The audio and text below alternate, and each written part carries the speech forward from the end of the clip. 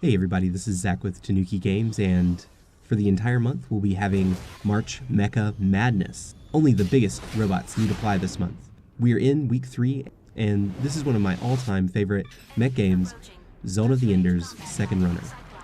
This version of the game is the HD upres on the PS3. It was also released on Xbox 360. Zone of the Enders was originally released on PlayStation 2. The original Zone of the Enders was a good game with some flaws, and Second Runner is what a good video game sequel should be. It improves on every aspect of the gameplay while not feeling like a brand new title. This is my 8th or 9th playthrough of this game, and I still get blown away by it. The story of Zone of the Enders Second Runner is your standard journey of a man seeking revenge, except for the giant robots. His name is Dingo Egret.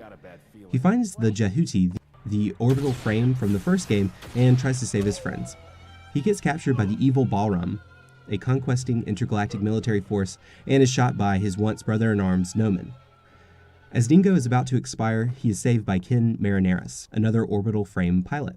But there's a catch. Dingo is confined to the Jehuti for life support, and he owes some favors to Ken. The story in Second Runner is your generic space opera, and it's serviceable.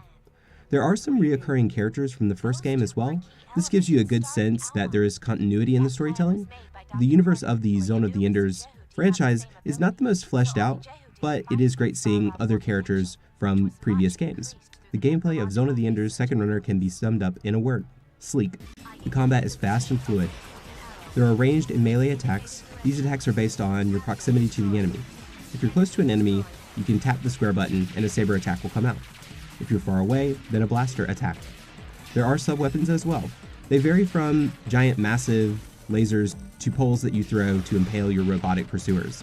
The things that stick out to me about Second Runner is how fast the Jehuti move. You feel like you're on ice skates, free to move without any friction. The only issue that holds Second Runner back is the lock-on system and camera. The lock-on feature attaches itself to the first robot on the screen.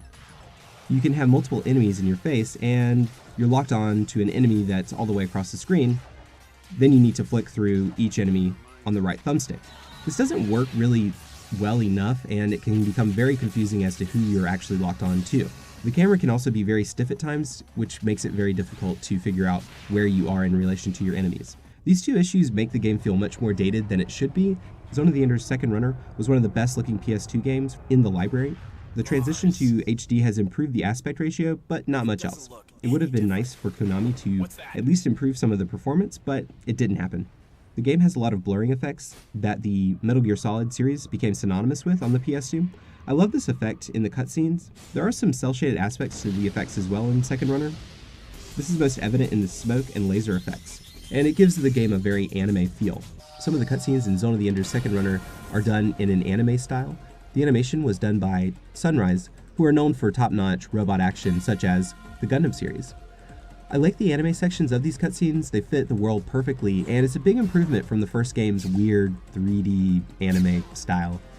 The robots are the star of the show, and these are super impressive designs. All the robots fit well within the same universe. Each one has angular elements to them, and they all feel very distinct. The sound, music, and voice is all over the place in Second Runner. I like the sounds that the Jehuti makes as it slices and blasts its way through hordes of enemies. The soundtrack has many elements from electronic music. On top of this backdrop, there are some vocals which are somewhere between operatic and traditional sounding. The soundtrack fits well for the game, however, I wouldn't listen to it outside of playing Zone of the Enders. The voice acting in Zone of the Enders Second Runner is something special. You devil! Dingo! Come back. I like you. The delivery is so stiff and contrived, it feels like the good old days of watching dubbed anime. You can almost taste the cheese as you watch. There's no Japanese audio option, which is unfortunate for everyone. The difficulty of Zone of the Enders Second Runner is not bad. There are some levels that are challenging, but it won't prove to be too difficult for most. Second Runner can take anywhere from 4 to 7 hours to complete. The replayability will vary from person to person. Some may want a greater challenge, and there are extra missions once you complete the game. There are also different skins for the Jehuti as well. The Zone of the Enders Second Runner HD collection is packed with the original game, and it runs for about $10. The Second Runner is not an expensive game on the PS2 as well. However, many of the features in the HD version of the Second Runner were not released in North America, like the VR missions. Zone of the Enders is a series that no one asked for, but I personally do have a lot of fond memories of it. The second runner is a great example of how to have a great video game sequel. It addresses many of the criticisms of the first game while not changing the core experience. There were talks of making a third installment of the Zone of the Enders series, but that seems unlikely now. There was a movie and an animated series as well. The movie is okay, but I didn't really dig the series. In the end, Zone of the Enders was overshadowed by Metal Gear, and that's too bad. We need more arcade-style, fast-paced mech games, and there don't seem to be many coming down the pipeline. I'm glad that Zone of the Enders Second Runner was re-released, and I hope that it broadens the audience. If you're a fan of tight combat, sweet-looking mechs, and early 2000s anime, give Zone of the Enders a try. You'll probably be surprised, and you might just find a new favorite franchise in the process. This is Zach with Tanuki Games. Please remember that a like, a comment, or a subscribe means a lot to me and, of course, the channel. Enjoy!